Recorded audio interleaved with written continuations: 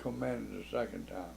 First time I don't recall offhand, but I can actually look that up. That's not the difference. Where are you located? Are you in the south, southwest, southeast? I landed in Saigon and flew by chop up to Quinyon Quinyon, and Non Trong. Non-Trump. Yeah. In that area of operations, how big of an area were you operating in? Oh, that was a big area. Well, it was up north. It was a pretty good sized area. Yeah. I think it, I was with the 14th Regiment and 7th Division, of course. Auburn 7th Division. Yeah. Vietnamese 7th Division. Right. Okay. And I stayed there for, no, I take it back. The first 5 months, let me see, would be January, February, March, April, May. The first 5 months, I was with a training command, or U.S. training command. I don't remember who was in charge, but I can look it up because I have stuff signed. Okay. And I advised and helped train this outfit. Okay, it wasn't 7th Division; it was another outfit. It was a training, and then after then, in May, it was May or June, I moved to Saigon area, Long Bend, they call it. I moved down there, and that's when I became a advisor for a volunteer boy for the 7th Division, 14th Regiment. Of the Vietnamese. Vietnamese, right. Right, that's not U.S. I left the training. The training was a pretty safe area at that time, you know, and you had a bed sleeping every night and everything else. But I wanted to be part of the action, so I forgot what his name. The chief of staff down in Saigon used to be with the 26th Infantry. I think it was Colonel Jackson, and he was the chief of staff, and I knew him. So I went down to Saigon, 3-day R&R, and I looked him up at MACV headquarters, and I asked him if he could get me a real sign. Get you closer to the front. As an infantry advisor, and he said, yeah, he'd do it. So he got the orders cut while I was down there, you know, and I went back to the unit and cleared out, got my stuff and flew back.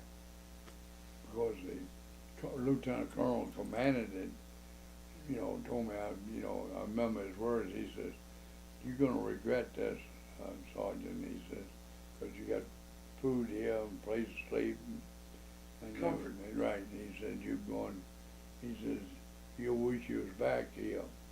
And he was right. I did, you know, several times. Yeah. But we slept on the ground, foxholes and everything else. Every other piece of crap in the Yeah. area. And it was just. So what's in that area of operations when you go back? What are they asking you to do? When you talk about training Vietnamese soldiers, what's that like? How do you describe that? Very difficult. It's not only the language the language you have, it's the fact that they have their own ways of doing things, and they're not nowhere up to date at that time like we were. For example, I was teaching and thought I was doing well. I was teaching about 30 of them had to set up a 60mm mortar, you know, and had to put the sights on it and calibrate it and level the bubbles and stuff you had to do. And had to adjust it if you wanted to fire around 200 meters in front of you, and had to go left and right, you know, raise it or lower it. Right. And I was showing them you had to do it on the sights, and they had to go by the number of charges you had on the round, you know.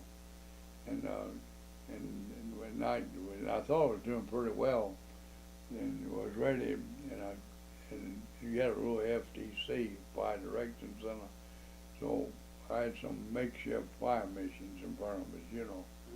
So I gave them a fire mission, which would cause it to be about 300 meters in front of us when it hit. You follow me? Okay. And I give them the coordinates and everything. They programmed it in, And after they got it programmed, they took the sight off and just dropped it around in there.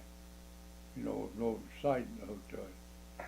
And I tried to ask them what they're doing. They said, "Oh, we can look at it and tell where it's heading." So all that was wasted. 2 or 3 days training.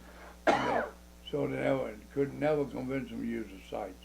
All they do is put the motor down, drop around in it, and hope the damn thing went where they want it. And hit In whatever front of they them, were yeah. aiming. If they had to elevate it too much, which they didn't do it, they could go straight up and come down on them. Oh, wow. Yeah. That wasn't communication breakdown, Yeah. that was their own choosing. That was their own choosing. So Then I did you tried to have to- teach them many times a little field sanitation. When they had to go to the bathroom, they just go like a chicken or a wild animal, just do it right on the ground. Pop a squat. Yeah, wouldn't even dig a hole or anything.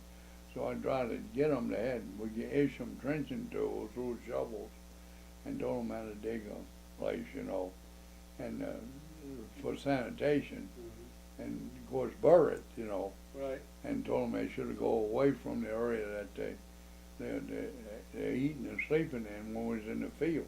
Right. But that went on for months, and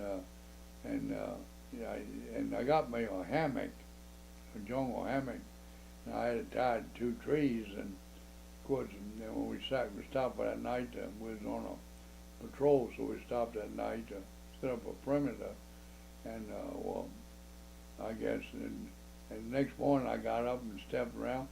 Man, it was more, you thought, you really, General Patton would have had a good time, because he made the comment, we'd go through the Germans, like, shit through a goose. Well, that's what they were doing. Oh, the gooses. Oh, are I darn stepped shit. all, right, I stepped all in that stuff. And they thought it was funny, and you got carried away and kicked one in the ass and got in trouble with the battalion commander, Vietnamese battalion commander, you know. Yeah. And he was all upset over it, and I made up with him by giving him 2 cartons of Salem cigarettes. You buy them for 90 cents a carton Yeah. from the Navy. I give him 2 cartons of them. I made him happy as hell. You thought And he you forgot about me kicking the guy in the ass, you know. But So how do they expect you to put kid gloves on this army that you have to train full of morons? They want you to be like polite, politically correct, and all this crap. yeah, it's one way street, you know. No wonder other armies in the world suck. Yeah. I'm sorry, Yeah. that just kind of jumped out. Well, you ain't gonna print this, but we had a operation that actually it wasn't. It didn't turn out as good as You want me to turn this it off? was. No, that's all right. You can turn it on. But anyway, we had an operation that didn't turn out as good as they said it did, but it did better. Yeah. So they was real happy, and I was patting them on the back.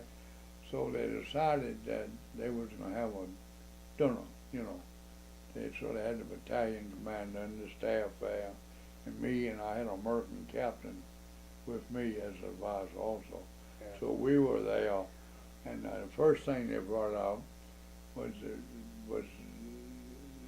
eat. Was sitting in a hut with a dirt floor, was a bowl with an egg in it, a regular chicken egg. Okay. And I saw it, and I thought it was a hard-boiled egg. I said, "That's good. I never had one of them 6 months or so." And I noticed that people sitting around would crack the top of it, you know. Right. And when they cracked the top of it, it was a partly developed chicken in there. Yes, sir. And they stuck it right out.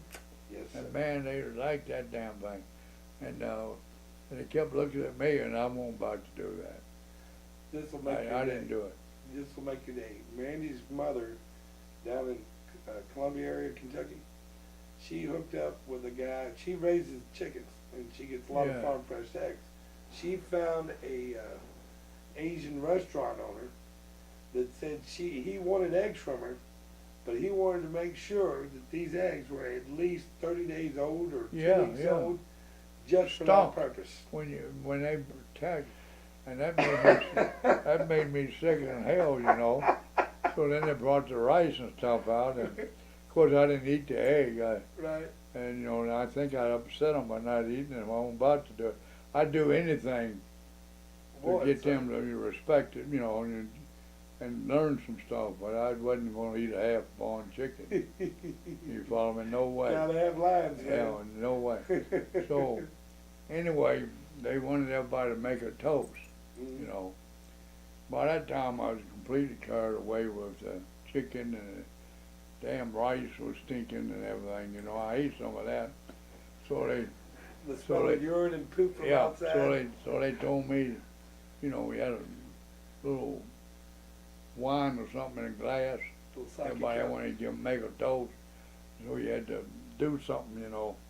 So I had to get up, and of course they couldn't understand English, so I got up and I didn't know what to say. So I had to do something, so I sung that song here. I says,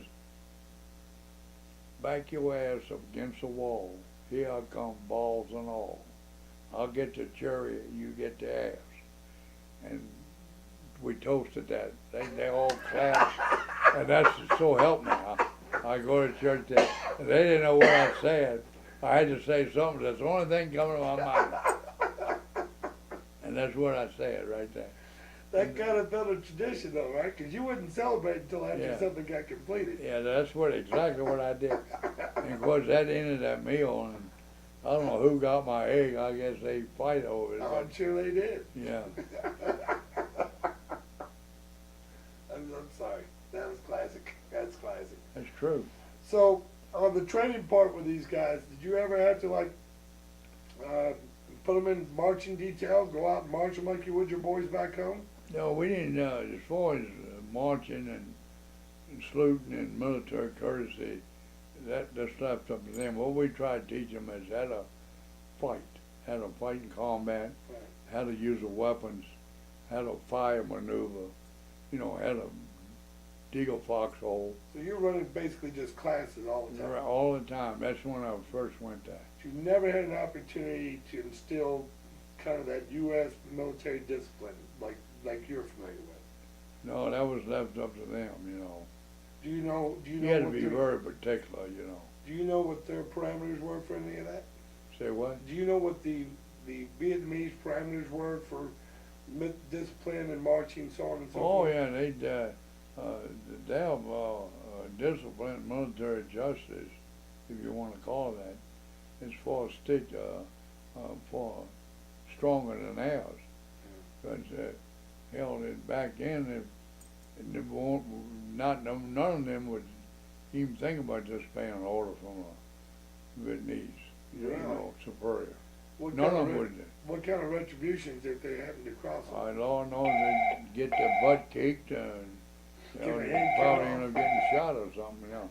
You don't get no eggs. Yeah, I gotta get that. You know. Race for Christ, if you come have, please.